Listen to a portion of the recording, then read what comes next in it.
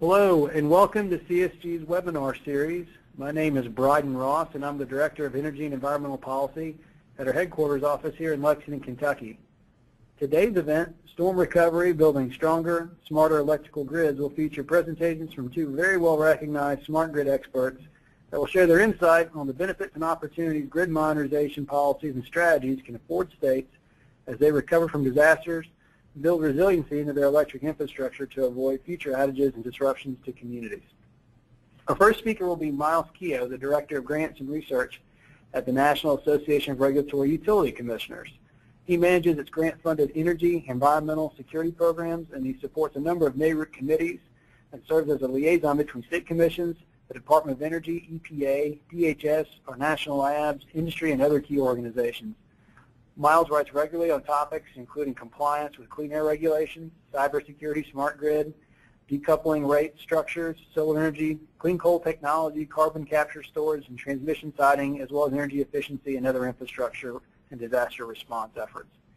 In addition to undertaking the commissioning and managing research, Miles provides training and facilitation services to public service commissioners and their commission staff on pressing issues in the regulated utility sector, and builds and runs interactive scenario games for policymakers on a variety of electricity-related topics. Prior to joining NARUC, Miles facilitated a national collaborative dealing with wind energy, and he spent several years as a climate and energy policy think tank staffer and cited power plants for the Massachusetts Public Utilities Commission. He serves on the NERC Severe Impact Resiliency Task Force, the White House Smart Grid Task Force, the U.S. Electricity Delivery Working Group, Critical Infrastructure Government Coordinating Council for Energy, and a host of other national energy stakeholder organizations. He received a bachelor's degree in international relations from Georgetown University and a master's in environmental management from the University of Cape Town in South Africa.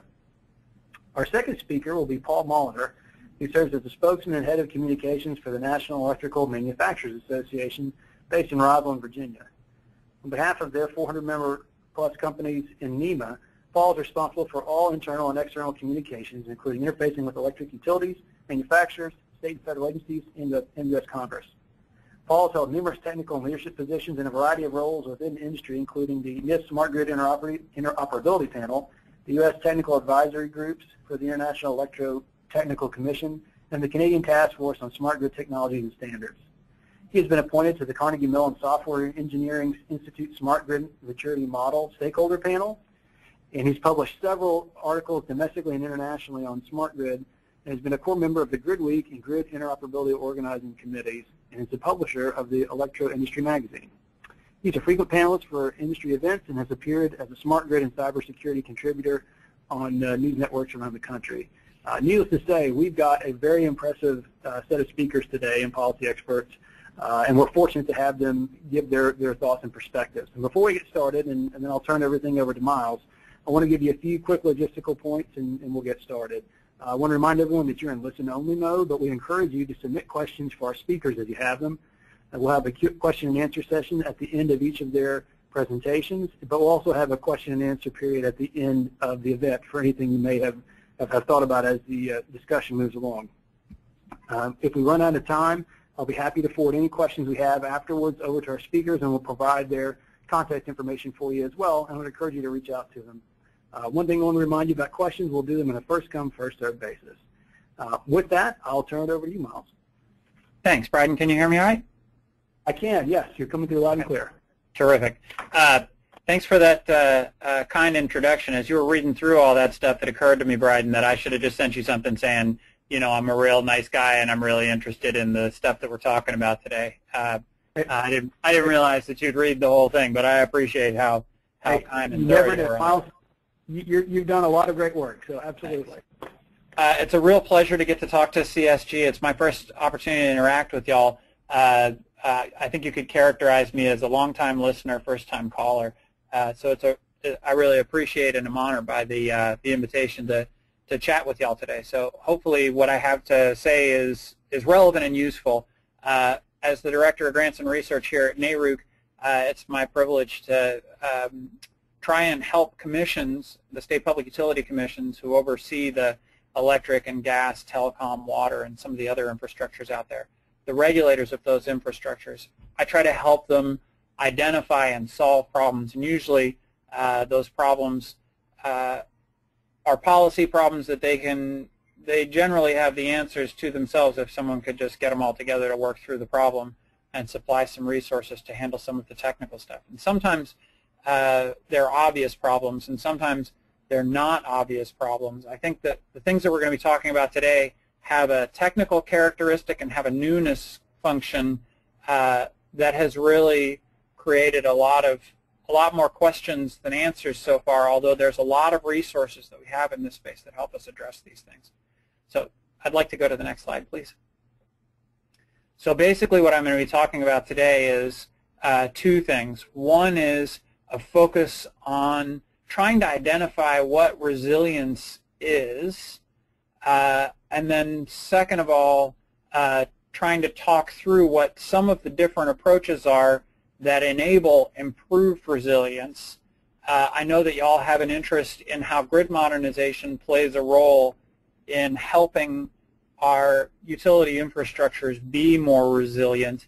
And so I'll be talking a little bit about that and a little bit about the kinds of vulnerabilities that that grid modernization creates, as well as some of the advantages that it creates. And then finally, I never just like to suggest a problem and admire a problem. I'm also going to talk through a few of how the roles stack up and where particularly the legislature participants in this call, but how some of the other state agencies can participate in driving us towards solutions. Let's do the next slide, please. So fundamentally, my thesis for today is going to be that infrastructure protection is a risk management problem. That risk management is a function of, it's a discipline that enables you to make decisions when you don't know what's going to happen next. So if, for example, you're going to leave the house one day and you want to know whether or not to bring an umbrella or not, and you have no way of figuring out whether it's going to rain or not, you use a sort of a rudimentary form of risk management to try and figure out how do I minimize my regrets and how do I optimize my good outcomes in the context of leaving the house, whether or not I have an umbrella, whether or not it rains, etc. Critical infrastructure protection, if we all knew what was going to happen next, we'd all be perfect at it. But we'd make different decisions if different future events occur, and if the landscape in which those events occur were knowable. So fundamentally, risk management is a strategy that we use every day as human beings, but which are companies that own and operate critical infrastructure that they use in a whole realm of situations. Should I build this power plant or should I not build this power plant and instead invest in transmission? Should I hire a whole bunch of cybersecurity experts, or should I hire a whole bunch of power systems engineers? The answers to those kinds of questions are functions of a lot of different and very difficult to predict kind of future circumstances.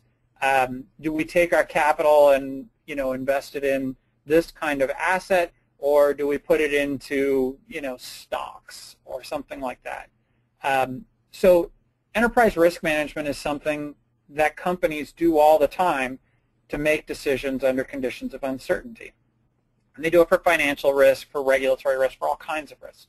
Protecting critical infrastructure requires a kind of a focus on risk management that addresses a bunch of different kinds of potential futures.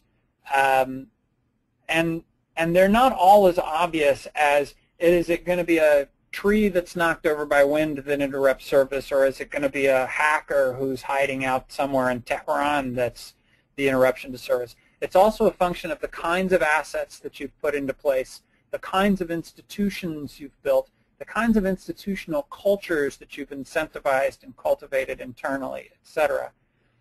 Overarchingly, though, my argument is that critical infrastructure protection means identifying and managing risks well. And so that requires identifying and managing risks across all kinds of hazards, and that an all-hazards approach to preparedness helps deal with interruptions no matter what the origin is there. Sorry about ending a sentence with a question mark in the text there. Sometimes I write like my 15-year-old brother talks. Every sentence seems to end like a question. Let's go to the next slide. Risk management means risk management means considering a continuum, a spectrum of different kinds of events and threats. And in the critical infrastructure space, an all-hazards approach to risk management means evaluating different kinds of future events, different kinds of future possibilities and threats based on fundamentally 4 different characteristics. One is vulnerability. How prepared are we for a particular piece of infrastructure? So for the power grid, how vulnerable is the power grid to whatever situation you're thinking about, wildfires or flooding or tsunamis or ice storms, etc. The second thing is threat. What kinds of things are out there that could exploit the vulnerability? And when we talk about intentional attacks and things like cyber attacks or things like physical attacks, that threat characteristic tends to show up a decent amount. The third characteristic is likelihood. How often does the event occur? And that's sort of the flip side to threat. If threat is something that it's a hard guess to predict whether somebody would do something bad. If it's something that originates in nature or that originates outside the scope of intentionality, then it's really a probabilistic guess about how often does it occur. So you'd make a bigger, when you're doing risk management, you'd make a bigger investment in something that occurs frequently. You probably make a lesser investment in something that's the same event that occurs less frequently. Finally, consequence. And this is a big factor, but it's not the only factor. Consequence is, how bad would it be? Something that hardly ever happens, but if it were to happen, would really end civilization. That's something that you want to take pretty seriously because it has a high consequence. Likewise, something that happens all the time, big rainstorms, for example, but that generally, statistically, haven't had a big consequence. Well, we haven't lost a user to a big rainstorm. We haven't lost a ratepayer or a facility to a big rainstorm in forever. That's something that you probably evaluate in that risk continuum as being less serious. Let's move to the next slide, please.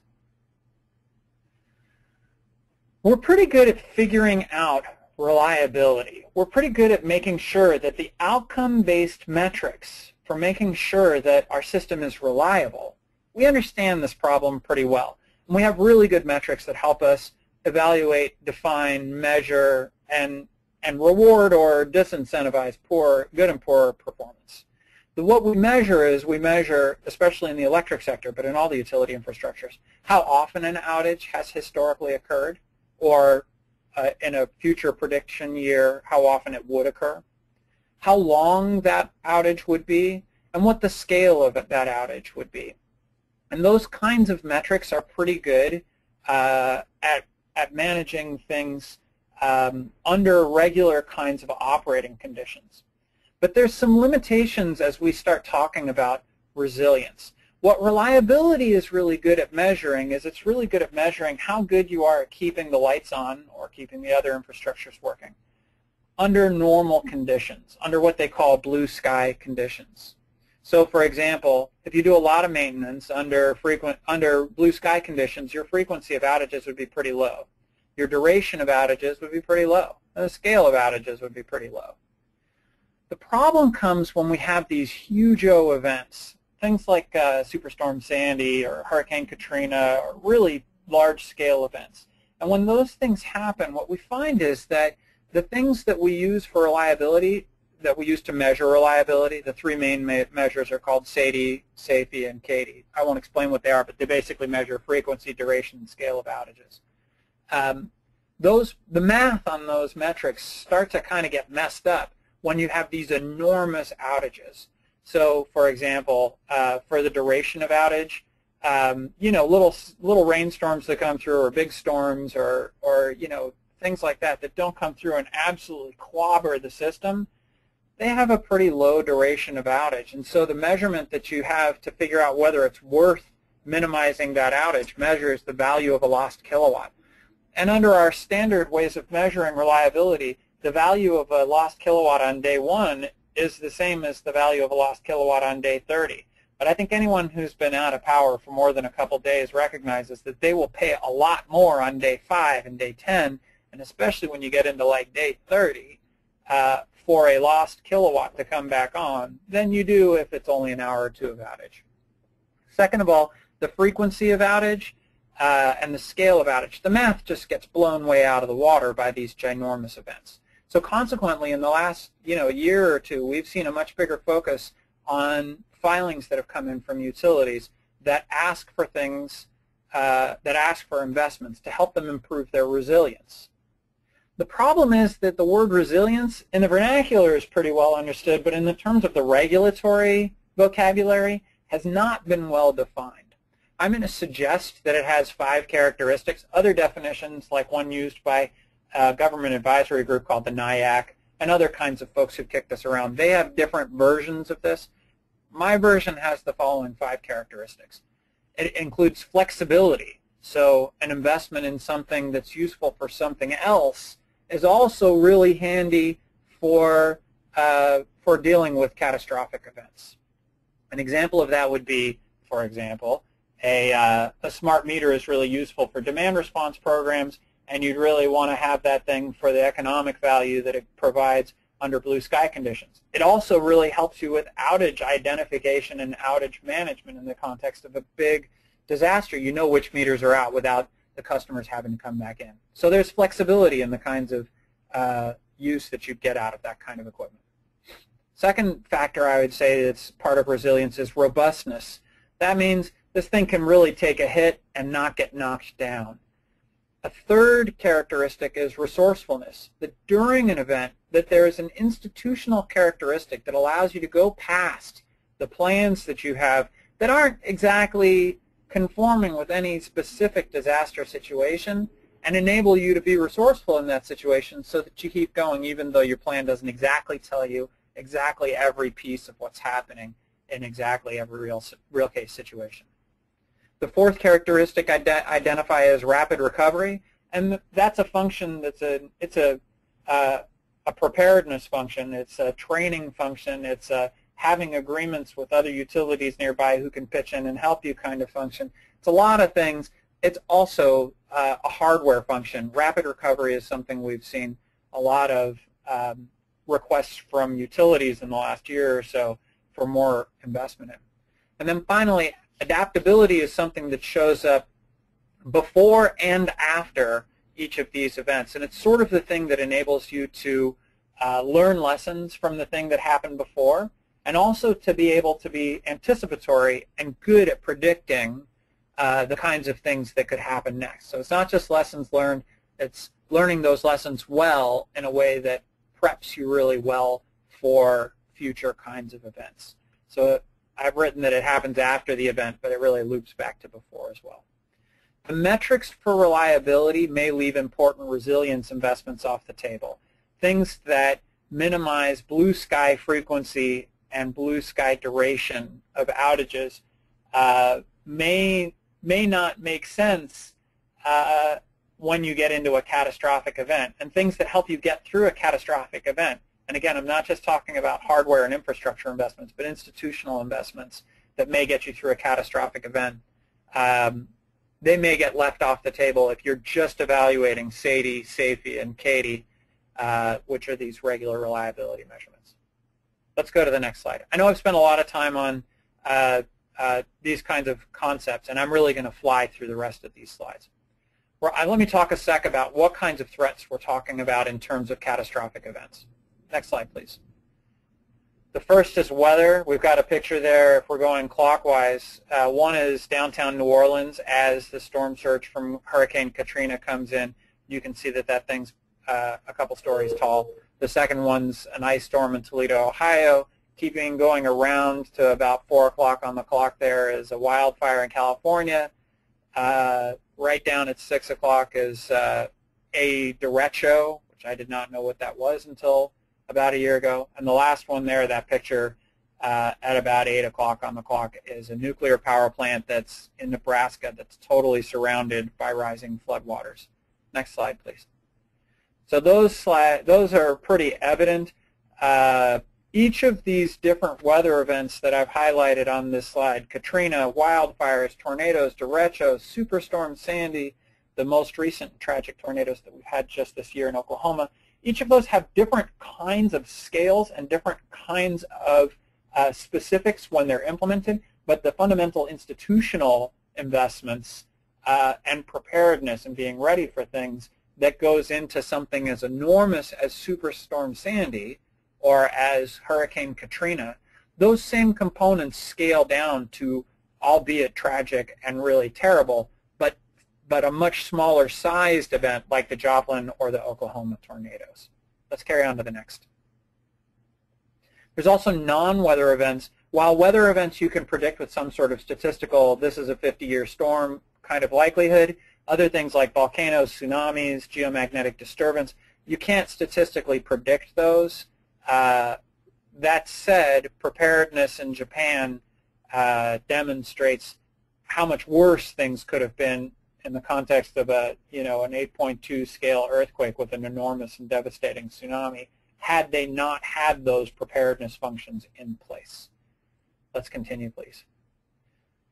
Finally, also like these non-weather natural events, human impacts, things like accidents, things like disease, things like other labor to supply or key talent disruptions, those are things that can have a fundamental impact on the reliable and resilient operation of your systems, and those get thrown into the all-hazard preparedness noodle pot. Let's go to the next slide, please. And finally, these intentional attacks, there can be physical attacks, which can range from low-tech attacks, guy ties a big chain to the back of his pickup truck and tears down a transmission tower to pull out the copper, or it could be high-tech kinds of attacks. There's recently been some high-power rifle attack on a substation out in the west that's got the law enforcement community very concerned about the scale of the damage that was done and the sophistication of the attack. Last on that list is cybersecurity, which we'll cover in 3 or 4 minutes on the next slide. Fundamentally, cybersecurity arises because it helps us be more secure, because it helps us identify outages, it helps us use system visualization to run our system better, but intelligent infrastructure also introduces new vulnerabilities. You can cyber attack something that has cyber capability. You can't cyber attack something that doesn't have any cyber capability. If those vulnerabilities are managed, you're more secure. If they're not managed, then who knows where you come out. Next slide, please. And for smart grid or for modernized grid, we're effectively applying intelligence to control systems and to dumb electric infrastructure. And so we need to actually use security approaches that apply to conventional IT systems and to control systems and to dumb electrical infrastructure. So it's manageable, but it needs to be parsed out in order to be managed. Let's go to the next section. Let's skip this one. It'll take too long to discuss. Interdependencies have become a key issue in this area. The picture on the left there is a picture of folks laying down outside a subway station in New York. It's the transportation system that isn't working there, but the origination of the problem is the electric grid, not the transportation system. That's from the big blackout in 2005, whose signature visual was people walking home, even though, as I said, the transportation system works fine.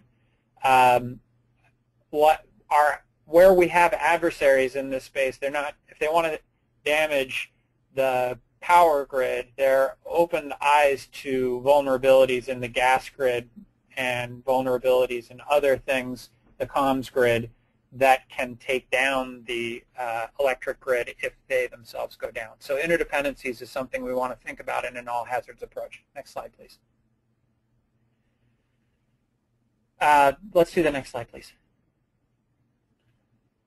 This is a picture that was taken outside the Superdome right after Hurricane Katrina by a friend of mine at Tulane Law School. I don't know what it means now, but it certainly means that it certainly meant then that having a plan was superior to just kind of hoping that everything would work out okay, especially in the context of a catastrophe.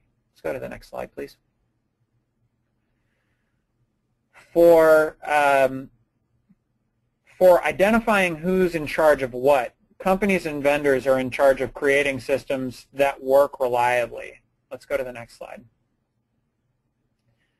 Other organizations like the Department of Homeland Security, which has FEMA, that has infrastructure protection, state and local coordination, they actually affect a lot of the, if you're in over your head, kind of assistance and response to those companies. Let's go to the next slide. Law enforcement has the role of doing law enforcement. The Department of Energy, Transportation Safety Administration, NIST, and FERC, they have responsibilities in their own little corners of the world to support the providers, asset owners, and operators. Let's go to the next slide, please. And there's a whole panoply of places in the state governments that have big roles. Sometimes we forget things like the Department of Health, the environmental departments, the transportation departments, that they have a really big role in assuring reconstruction and assuring response during disasters. Let's go to the next slide, please. For legislators, the main thing that y'all do is you pass laws and you make sure that those laws are well enforced. There are a number of ways that legislatures assure good resilience by helping establish authority for regulators to assure reliability, by helping to establish capacities for state agencies to do planning, and for assuring that you have a diverse portfolio of supply so that you, if you lose one thing, you don't lose everything. Let's continue to the next slide, please. Legislators want to know a lot of information. Sometimes having information creates information vulnerabilities. So if you're going to ask questions, it's worth asking them carefully. Next slide, please. Well, I just said this. Let's go to the next slide. I think I'm actually going to end here. These slides are going to be available, but I don't want to talk all day on this. I can discuss some specific examples during Q&A time if folks are interested in any information about why, what some strategies that have been used in different places to affect good resiliency beyond just reliability, and what the role for grid modernization might be in this space. But I think I'll save any specifics for any specific questions that folks have. Can I turn this back over to you, Bryden? Yes, please. Yeah, we'll if folks, I don't see any questions right now in our hopper, but I know maybe as Paul goes through his set of slides that may spur someone's questions. So I don't see any now, but let's go ahead and turn it over to Paul. Okay, thank you. Can you all hear me okay? We can. We hear you loud and clear. Okay, all right, well, we'll zip into the next slide here. Yeah, as Bryden mentioned during the introduction, my name is Paul Molitor. I'm with the National Electrical Manufacturers Association. And don't let that spokesman title fool you. For the 4 years prior to this, I actually ran our smart grid and strategic initiatives within the association here. But I'm kind of surprised at the number of people who don't know NEMA is. And what it comes down to is our folks, our member companies, we have more than 400, they manufacture everything from the power plant down to the wall plug. So believe it or not, every time you plug into the wall, you are interfacing with NEMA, because that is a NEMA American National Standard 5-15 wall plug that you use to power your computers every day. So you can see some stats here about NEMA.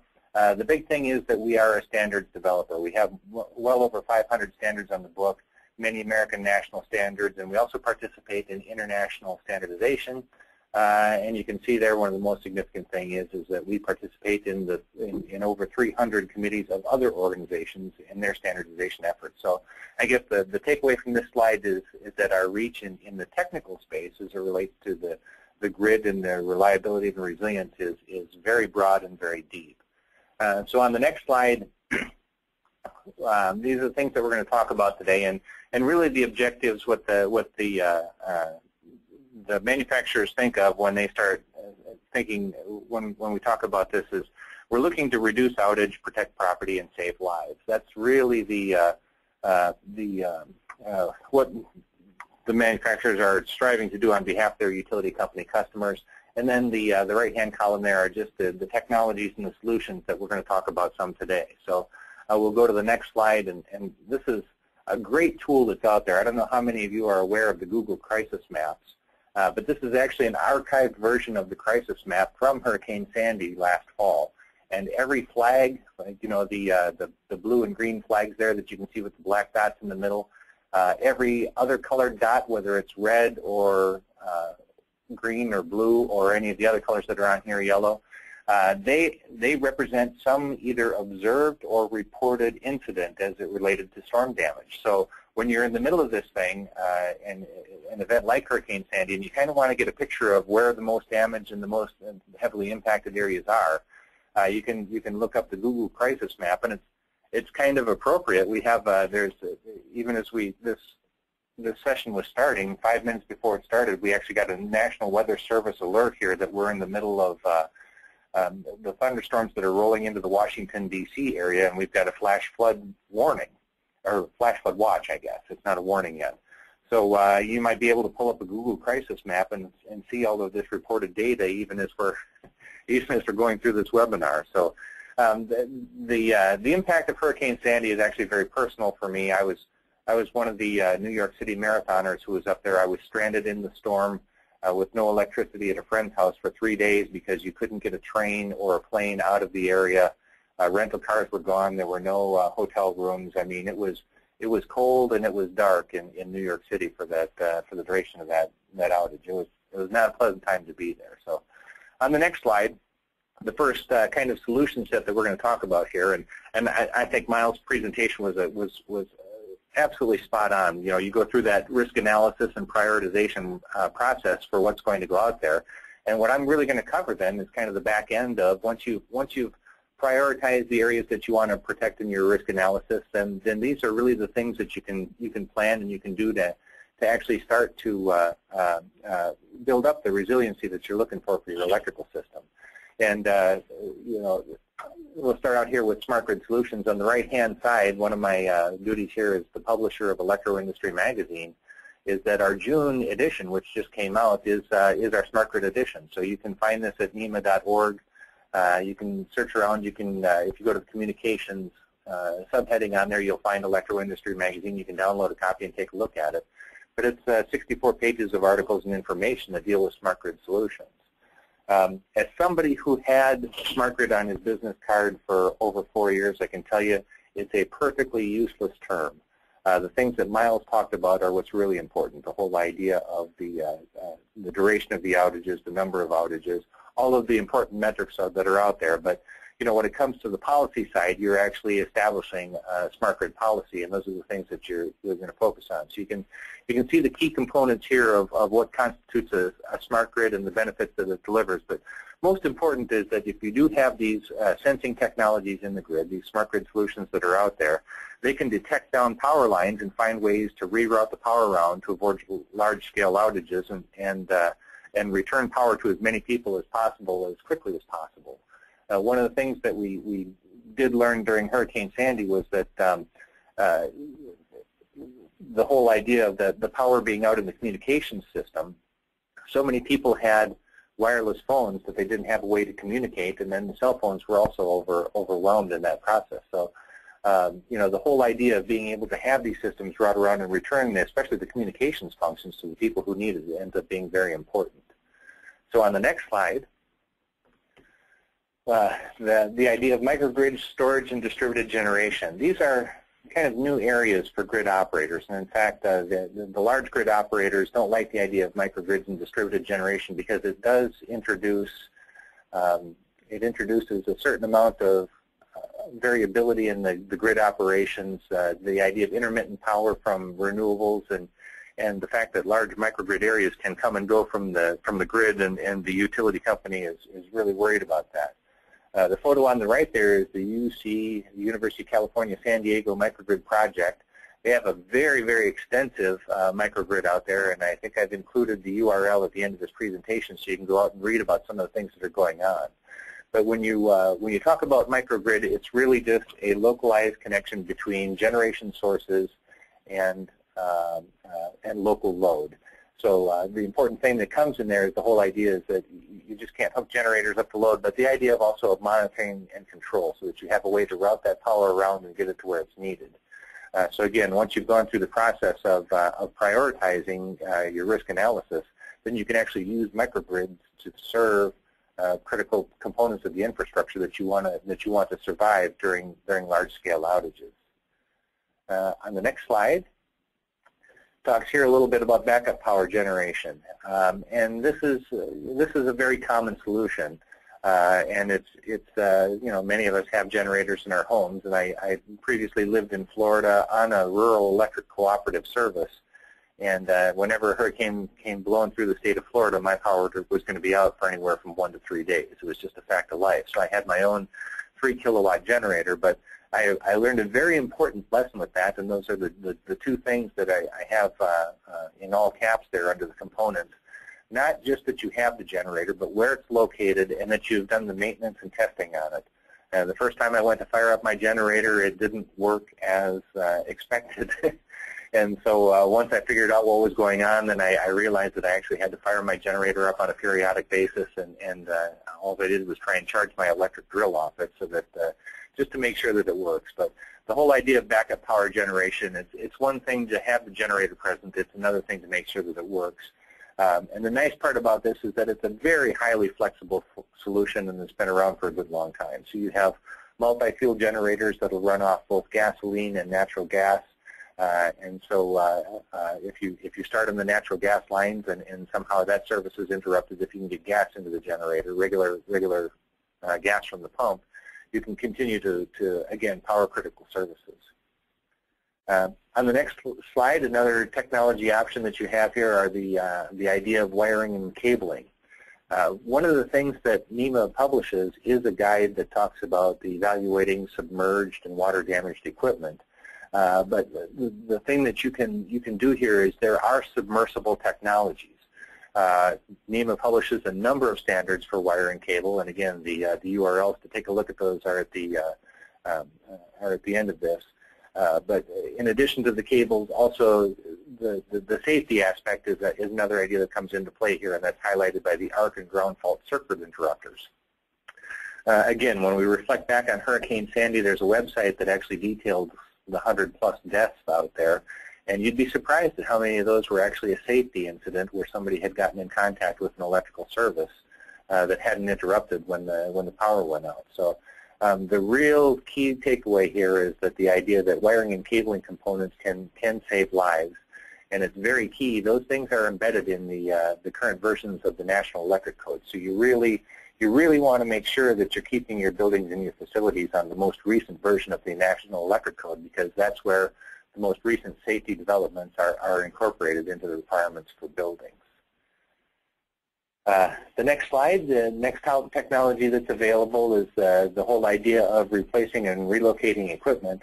And that photo on the right is the South Street Seaport Museum in New York City. What we have is a unique challenge or a unique problem in certainly the older cities in the United States along the eastern seaboard, is that those cities and those buildings, many of them predate their electric grid by as much as 100 years. And if you take a look at where electricity service is located in an older building or even in a downtown facility, you can rent out the 3rd floor of a building and get premium dollars for it, but nobody rents out the basement. So really what's happened is the electrical service and all of the other things are crammed into the least desirable places in that building. And as it turns out, in a flooding situation, those are also the most vulnerable to water damage. So the idea is that you'd want to replace and relocate equipment in the areas where it's relatively safe from storm damage.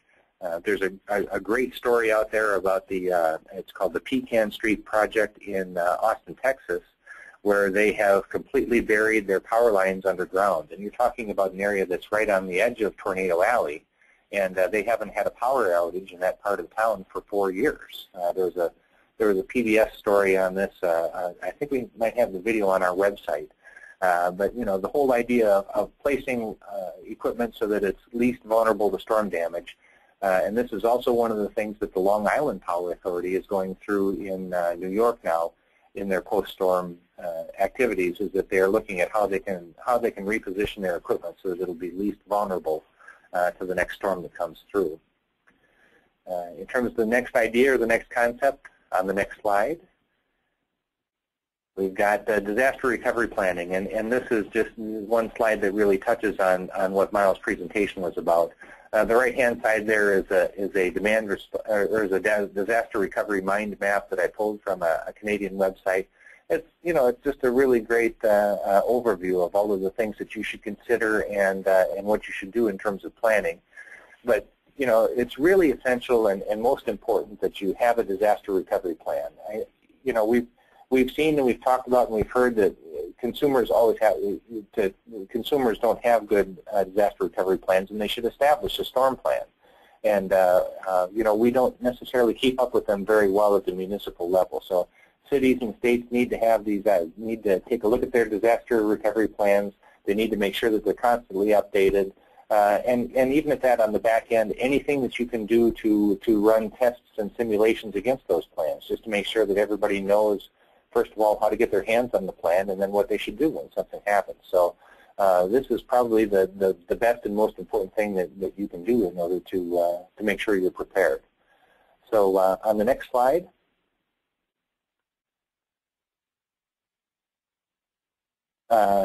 Some ideas here about what states can do. I mean, it's pretty clear that in light of all of the events that Miles mentioned and the experience that we've had here, is that a new approach to electrical preparedness and recovery is needed to help minimize the personal and economic damage that's caused by these storms. So the first thing that you need to do, if you take a look at the electric grids in your state, there are 3,000 electric providers in the United States, which averages, 60 per state, right, if you do the math. So between the rural electric cooperatives, the municipal providers out there, and the very large investor-owned utilities, there are a lot of stakeholders involved in the electric service in your areas. And the best thing you can do is just pull them together, take a look at the kinds of natural disasters that you're susceptible to, whether it's tornadoes in the Midwest or hurricanes along the coastal areas, and make sure that you have a plan, an updated disaster recovery plan for how you can address those disasters when they come along. The other thing also is take a look at the statutes and regulatory policies that might be prohibitive to microgrids, and we're seeing this in another venue, which is electric vehicles. People want to they want to have charging stations for electric vehicles where they can sell electricity to any electric vehicle driver that comes up and wants to charge, but the regulations prohibit that. And as it turns out, some of those same kind of things might prevent people from being able to install microgrids within a given service area in the state. So if you really want to have the greatest reliability, then take a look at and make sure that the regulatory policies are not prohibitive to microgrids. And then last, as I mentioned earlier, is the whole idea of the building codes. You want to make sure you're on the most recent version of the National Electric Code, because that's where the newest technologies are incorporated so that everybody is on the same rules for installing them.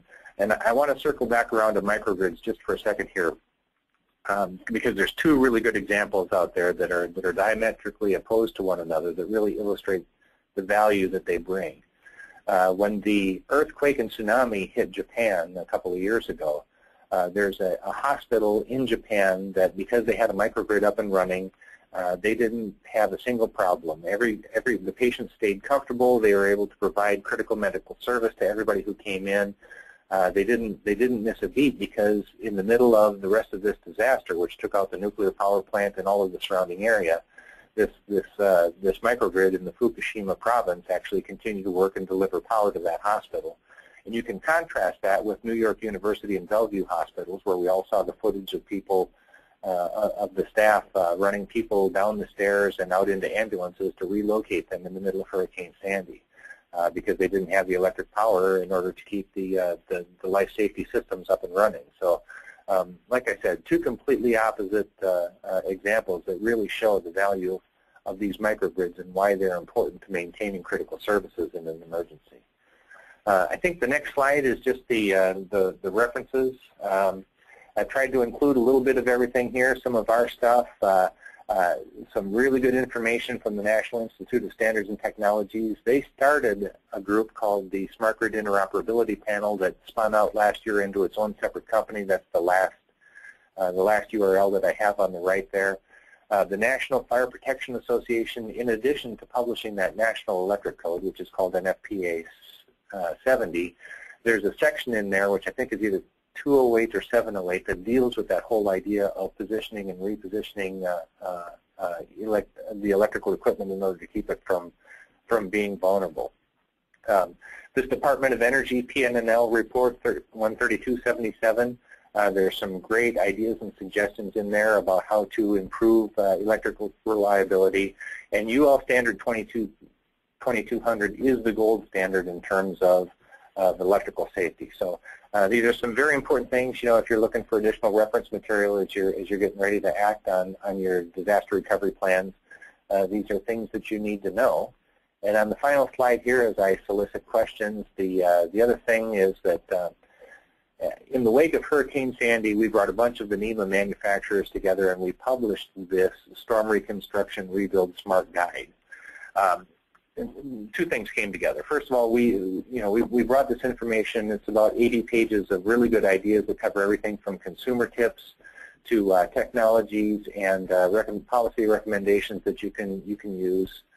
But in addition to that, it's all of the ideas that come from industry that are available today. I mean, these are technologies that you don't have to wait for. They're out on the market and it's available. And you can see the quote there that I have from Jesse Burst, who's the editor of Smart Grid News. And basically, I love where he says you can either rebuild the grid to the standard that was in 1975, or you can update to the latest. So one of the things I know that we do here at NEMA, and we did it with the Sandy Reconstruction Funds, was we pushed to have the legislation include a clause that said that you could use the federal funds to purchase technologies that will mitigate future outages.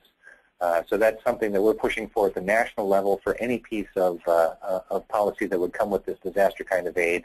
And then, this book, this guide actually highlights the way that you can use those funds to mitigate those future outages. So that's about all I have. I'll turn it back over to you, Bryden, and we'll see what we have out there for questions. Okay. Thank you, Paul. I really appreciate that panel and presentation. That was that was really good. I know I've learned a lot today, and I feel like I've been taking notes this whole time. So I really appreciate your thoughts and Miles's as well. I want to open it up for questions now for any of our callers who'd like to send something in. And we do have a couple, so I'll go ahead and read those off to you. And this is for everybody on the panel. You guys have highlighted a lot of different important steps that people should take to improve grid reliability and measure resilience. What are the first things that states should do? I mean, you've got a variety of strategies, but what's the very first thing if you're starting from square one? What should that step be?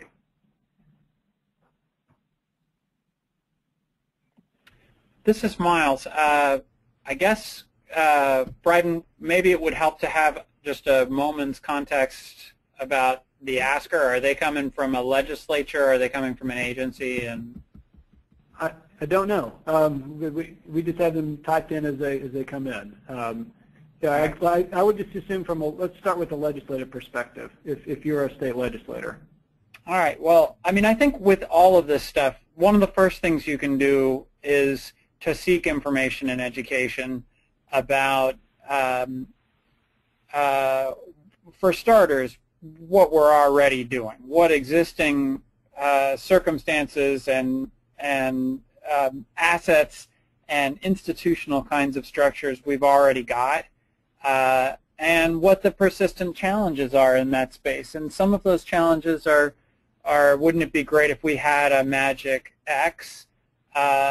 But a lot of them are questions of institutional coordination, institutional culture, good communications, good planning, etc. I think for a legislature, some of the most important things that they can engage in is to look at the statutes that influence the energy system's diversity and redundancy. I think that's sort of a hardware thing. I think understanding liability statutes probably has a pretty important role. And I think that understanding, especially from a cybersecurity perspective, understanding open records and freedom of information laws is those are probably the areas to understand well. Because if you want to understand a problem, you probably want to understand what you've already got in this space to start with. I'd say those three areas are probably sort of ground zero of things to think through. Okay. Yeah, and Paul? I'd agree. And there's a tremendous amount of information out there. I'm sure everybody has lessons learned from previous disasters that they can look back on. And you kind of have to reflect on these poor people in that small town in Oklahoma, Moore, Oklahoma. I'm sure that whoever the mayor or the city planner or the city manager never thought that they would have zero to work with. I really wonder if they had a contingency plan for coordinating with the nearby cities for fire and police and ambulance service.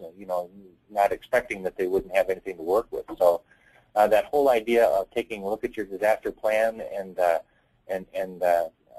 how are you going to get those services if they aren't available to you locally would be the first thing. And then the second thing is, if there are critical services that you want to keep up and running, you really need to identify and prioritize what those are, and then start to figure out the ways that you can harden them against the kind of disaster that's most likely for you. So again, if you take a look at the experience in Oklahoma, there are certain facilities that you'd be able to put underground. They'd be somewhat vulnerable to rain in the middle of that tornado, but rain isn't really your problem. The wind is really what causes much more damage. So, if you take a look at the critical services that you want to keep alive and how you can harden them against the disaster are the first thing, and then you can reach into that bag of kind of technology tricks like I went through and choose what works best for implementation. I think Paul's point is really good. My sense is that there are state agencies, in particular the state emergency management agencies and the state energy offices, that have energy assurance planning structures and that have emergency response structures. For a legislature, what you really want is to assure that industries and state agencies have used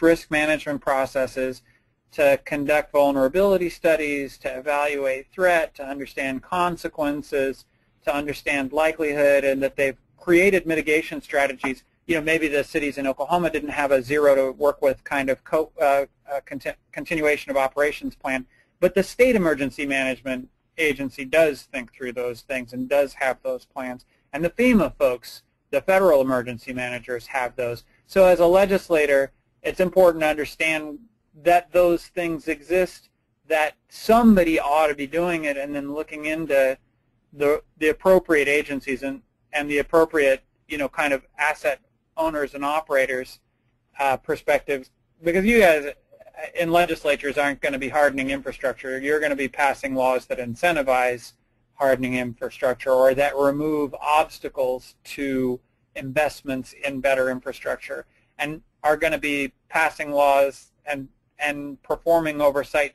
to assure that institutional mechanisms at state agencies and at industries are preparing them across a well risk managed set of decision making. Yeah, and that's a good point. I'm used to talking to asset owners and not necessarily policymakers. Yeah, you're exactly right. Now, next question, and we've still got a couple more minutes here for other folks who may have a last-minute idea they want to type in. If you've got other questions, go ahead and send them to me or reach out to our expert panelists here. Is really about investments and where those investments should be focused. And maybe that, Miles, you probably have a different tack on that, from a neighbor perspective, because commissioners have to think about rate hearings. Paul mentioned the Pecan Street project down in Austin, where all those utility lines are buried underground. when you can plan for that stuff ahead of time, you can make those investments then. But what if you're in a city who's thinking about, hey, I want to bury my power lines underground? That's really expensive to do it on an ad hoc basis in the built environment. Where would you recommend those investments go, or what should states think about it, or how does NEMA think about those sort of things? Yeah, that's a great question, and that's exactly right there. That question addresses the nut of the problem right there. So at the beginning I talked about to figure out whether an investment is worth it, you have to understand the risk factors surrounding that piece of equipment, that asset. What's the vulnerability that it has, like to flooding or like to flying limbs in the case of strong winds? What's the likelihood or threat to that? How often are we going to have to deal with this? Do we live in a place where flooding or hurricanes happen every year, or do we live in a place where it doesn't happen every year? And then what's the consequence of losing that asset? And that's a function of understanding, how economically valuable it is to really harden it so it never gets knocked over versus the value of making it so it gets knocked over easy, but you put it back up easy, versus it gets knocked over, but you can afford to be without it for a little while because you have other redundant infrastructures that keep it into place. When you do a reliability evaluation, the assets that the Pecan station down in Austin would have made probably wouldn't have made it. They probably wouldn't have been deemed cost-effective just for blue sky reliability events. Undergrounding, like you said, is really expensive, but when the alternative after you've done a risk evaluation of that thing is that every 20 years we're going to lose $1 billion worth of economic activity because this thing's going to get knocked over, then everything up to $1 billion over that period of time is a cost-effective investment.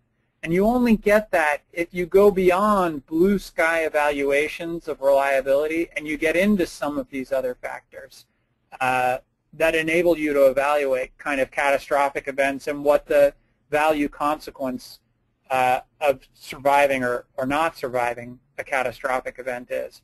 But let me just say one other thing. A lot of the investments that we want to make in terms of resilience are not hardware, are not infrastructure, are not just burying power lines or putting up, metal 38 kV transmission poles.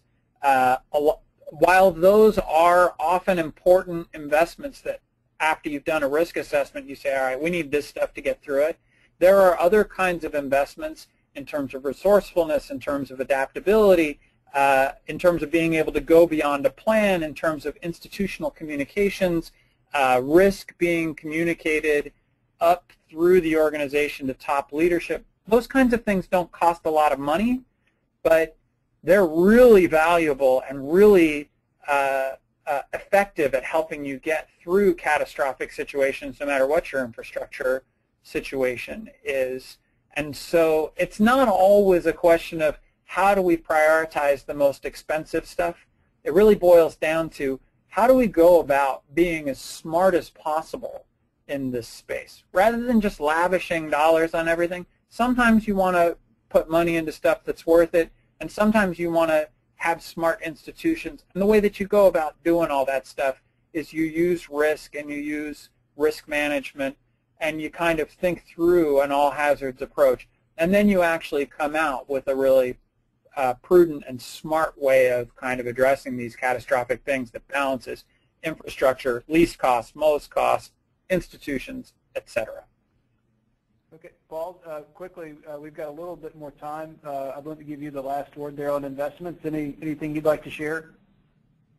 Yeah, everything Miles said, and then one thing also, and this is a conversation that we had that surrounded some of the cybersecurity legislation that passed through Congress over the last couple of years.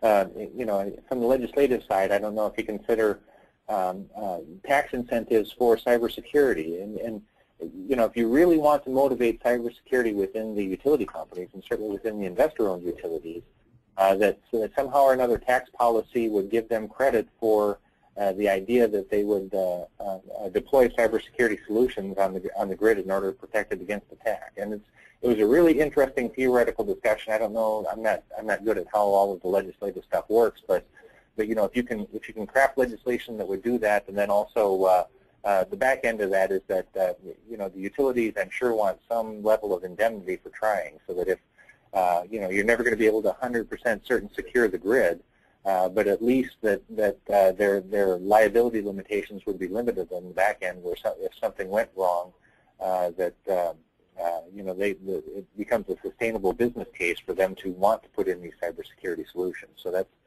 the quick answer, and according to my clock, we're at 3:01, so I'll stop there.